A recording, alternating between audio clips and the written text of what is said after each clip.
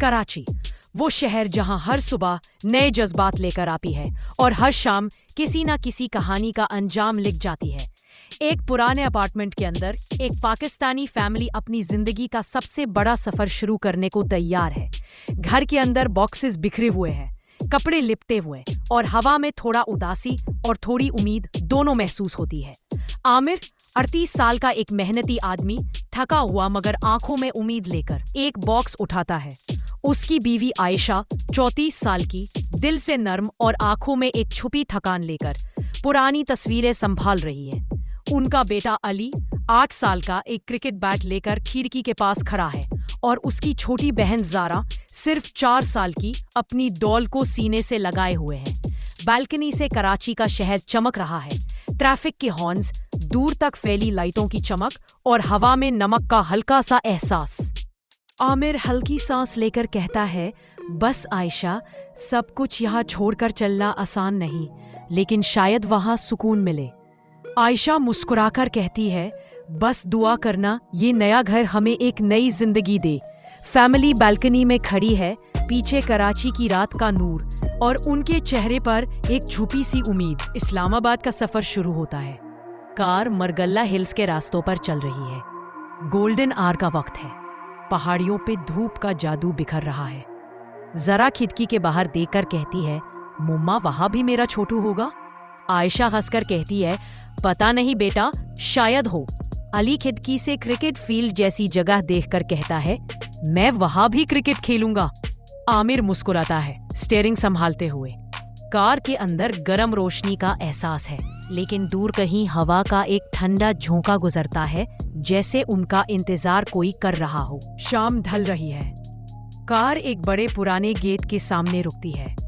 उनके सामने खड़ी है एक पुरानी कोठी, बहुत शानदार मगर थोड़ी टूट-फूट वाली। दरवाजा पुराने लोहे का है, ऊपर से बेलियां लटक रही है और हवा में मिट्टी की बू। ज़ारा कहते हुए दूर भागती है, वाओ, कितना बड़ा घर है मुम्मा। आयशा उसे रोककर कहती है, ज़ारा धीरे बेटा, पहले अंदर जाने से पहले बिस्मिल्लाह। आमिर अपनी बीवी के कंधे पर हाथ रखता है। लगता है पुराना है लेकिन मजबूत भी।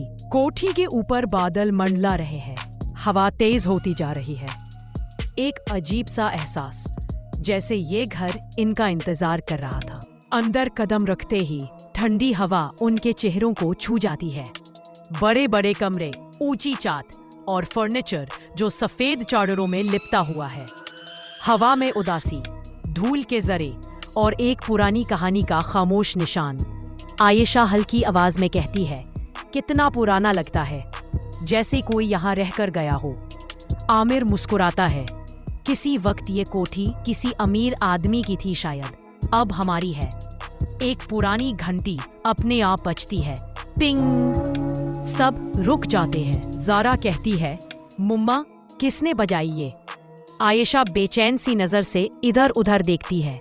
दरवाजा खुला है, हवा रुक गई है, लेकिन घंटी खामोशी तोड़ गई है। रात होती है। ज़ारा अपनी डॉल के साथ ड्राइंग रूम के कोने में बैठी है। अंधेरा थोड़ा ज्यादा महसूस होता है, मगर उसके चेहरे पे एक हल्की मुस्कुराहट है। छोटू, वो धीरे से कहती है, तुम्हें ये घर पसंद आया? आयशा दूर से गुजरती है। उसे लगता है ज़ारा किसी से बात कर रही है। किससे बात कर रही हो ज़ारा? ज़ारा सीधा जवाब नहीं देती। वो डॉल को उठाकर कहती है, मेरे दोस्त से मुम्मा। छोटू कैमरा धीरे से उस कोने पर फोकस करता है जहां ज़ारा देख रही होती है। कोने में कुछ नहीं, बस एक थोड़ा सा अंधेरा, मगर हवा का झोंका गुजरता है और डॉल के बाल थोड़े हिल जाते हैं। क्लॉक दिखाता है 3:03 AM। आमिर का नींद से उठना, उसकी आंखों में थोड़ा सा घबराहट। दरवाजे पर कोई नॉक करता है। Knock knock knock. वो धीरे से उठता है, स्लीपर्स पहनता है और दरवाजे के पास जाकर कहता है, कौन है? कोई जवाब नहीं। फिर नॉक फिर से, थोड़ा तेज। वो दरवाजा खोलता है। बाहर सिर्फ अंधेरा और एक लंबी खामोश गैलरी। पीछे से आयशा कहती है, क्या हुआ आमिर? आमिर धीरे से कहता है, कुछ नहीं, कोई नहीं है। मगर जैसे ही वो दरवाजा बंद करता है, एक हल्की सी सांस उसकी कान के पास सुनाई देती है। कैमरा जूम करता है उसके चेहरे पे, आंखों में शक और डर। अगली रात अली पानी पीने जा रहा होता है। किचन से गुजरते हुए उसकी नजर बाहर के बागीचे पे पड़ती है। खिड़की के बाहर एक लंबा पतला साया खड़ा है, चुप, बिल्कुल सीधा उसकी तरफ देख रहा है। आंखें चमक रही है। अली का हाथ का ग्लास हिलता है, एक ड्रॉप नीचे गिरता है और उसी पल साया हिलता है। वो चीखने ही वाला होता है, लेकिन लाइट्स फ्लिकर करती है और साया गायब हो जाता है। कैमरा विंडो के बाहर जूम करता है, सिर्फ बगीचा, हवा में हिलते हुए पत्ते और दूर से एक आवाज, अली, फेड टू ब्लैक। अंधेरा गहरा होता जा रहा है। सुबह के वक्त घर बिल्कुल खामोश है। आमिर और आयशा किचन में चाय पी रहे हैं। ज़ारा फ्लोर पर अपनी डॉल के साथ खेल रही है, लेकिन इस दफा उसका अंदाज कुछ अलग है। वो डॉन से बात नहीं कर रही, बल्कि उसे सुन रही है। आंखों में एक अजीब सा सुकून, लेकिन उन चेहरों के नीचे एक बेचैनी। आमिर को एटिक में एक पुरानी ट्रंक मिलती है। अंदर कुछ पुरानी फाइल्स और एक ब्लैक एंड व्हाइट तस्वीर। तस्वीर में एक फैमिली, माँ, बाप, एक लड़का और एक छोटी सी लड़की। तस्वीर के कोने पर लिखा है 1971 मलिक हाउस। आमिर का हाथ थोड़ा रुकता है। वो तस्वीर को ज्यादा गौर से देखता है। लड़का और लड़की बिल्कुल अली और ज़ारा जैसे लग रहे हैं। आमिर हल्की सांस लेकर, ये तो बिल्कुल हमारे बच्चों जैसे हैं। शाम का वक्त है। ज़ारा अपने कमरे में बैठी है। एक पुराना टेडी बेयर लाप में लिए हुए है। वो टेडी बेयर इस घर का नहीं। आयशा अंदर जाती है और हैरान रह जाती है। आयशा, ये कहाँ से मिला बेटा? ये तो हमारा नहीं है। ज़ारा बिना देखे कहती है, चोटू ने दिया। वो कहता है ये उसका फेवरेट है। आयशा का दिल जोर से धड़कता है। ज़ारा का चेहरा कैमरा की तरफ मुड़ता है।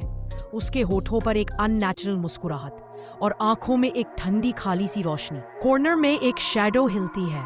आमिर ने घर के अंदर सीसीटीवी लगवाया। रात को वो मॉनिटर चेक कर रहा है। स्क्रीन में एक एम्प्टी हॉलवे नजर आता है। कुछ सेकंड्स बाद एक टेडी बेयर खुद ब खुद हिलता है। वो धीरे धीरे फ्लोर पर स्लाइड करता है, फिर रुक जाता है। आमिर फ्रीज हो जाता है। उसी पल एक और कैमरा फीड ब्लिंक करती है, ज़रा के कमरे की। ज़रा सो रही है, मगर उसके पास फ्लोर पर एक शैडो क्रॉल कर रहा है। स्टैटिक नॉइज बढ़ता है, स्क्रीन ब्लिंक करती है और सब ब्लैक हो जाता है। आमिर शॉक में, या अल्लाह। अगले दिन आमिर घर के बाहर एक पुराने पड़ोसी से मिलता है।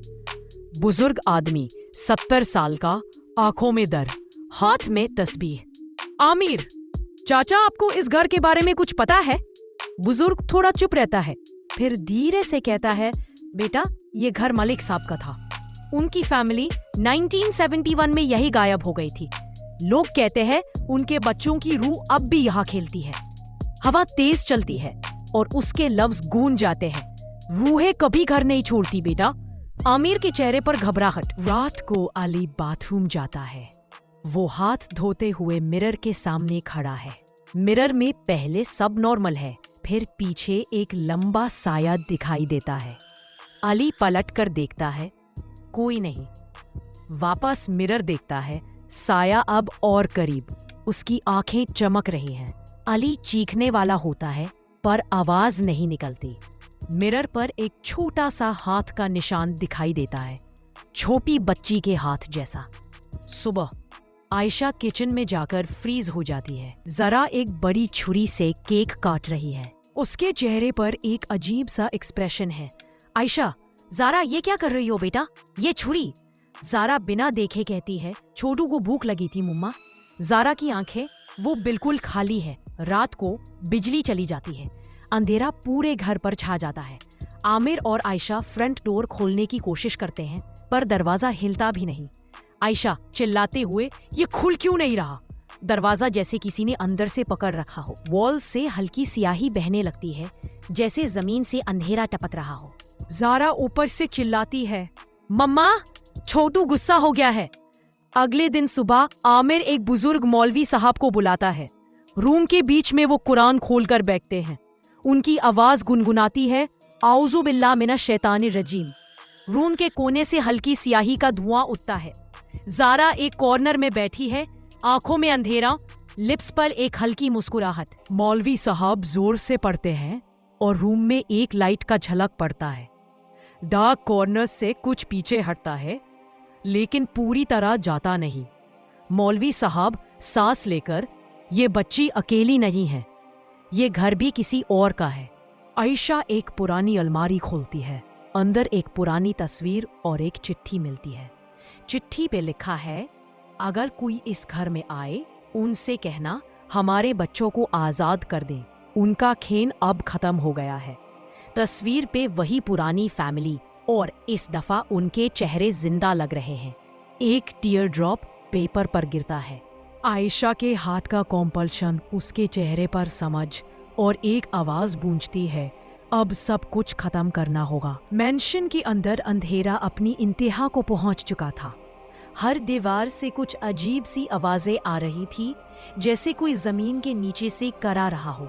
लंबी हॉलवे में हवा तेज चल रही थी और हर खिड़की अपने आप बंद होती जा रही थी। जारा का टेडी बेयर अब खुद चल रहा था। उसके छोटे पैरों की टप टप से घर गूंज उठा।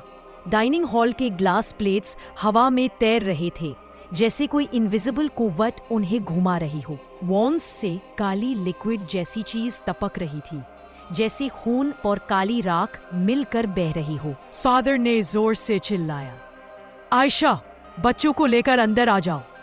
मगर उनकी आवाज एकदम हवा में गुम हो गई।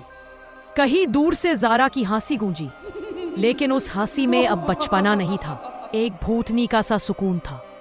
घर के अंदर अब कोई रोशनी नहीं थी, सिर्फ अंधेरा, और उस अंधेरे में दिख रहा था एक जलता हुआ चेहरा जो हवा में तैर रहा था, जैसे आग में से निकला हो मगर खुद नहीं जल रहा। जमीन से धुआं उठने लगा और उस धुआं में से एक भूत उभर कर सामने आया।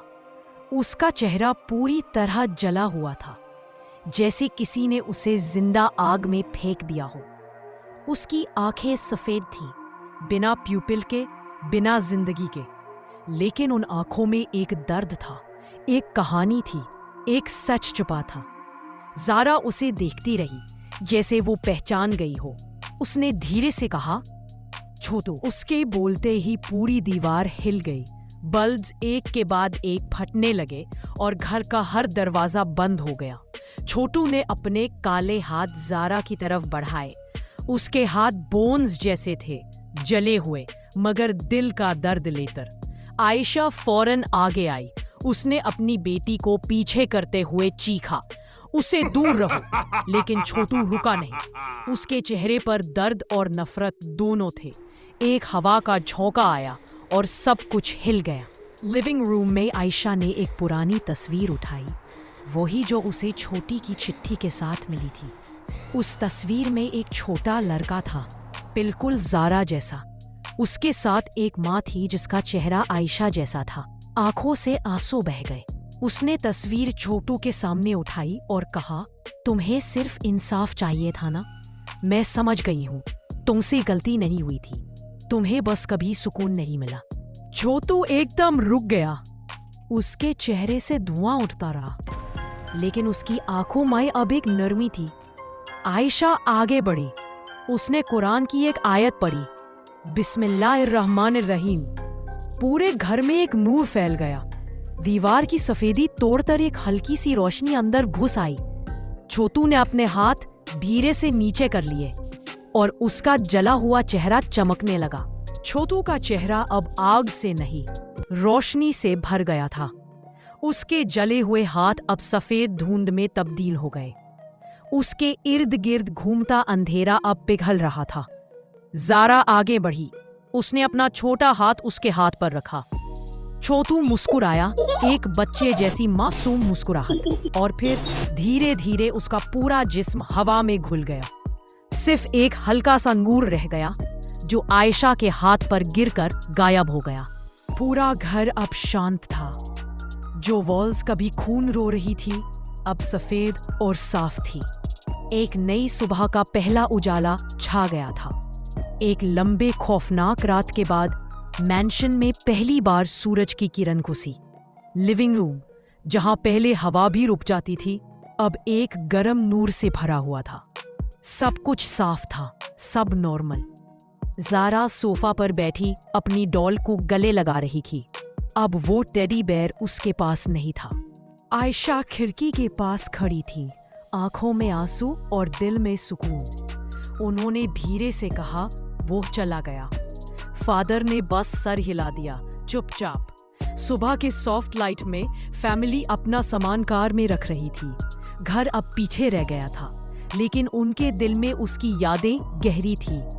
आयशा ने पीछे मुड़कर देखा, उस मैंशन को जो अब बिल्कुल शांत था, जैसे कुछ हुआ ही नहीं। उन्होंने हल्की सी मुस्कुराहट के साथ कहा, चलो सब कुछ खत्म हो गया। कार धीरे धीरे रोड पर चल पड़ती है और मैंशन दूर छूटा जाता है। कार के बैक सीट में बैठी ज़ारा ने अपनी खिड़की से बाहर देखा।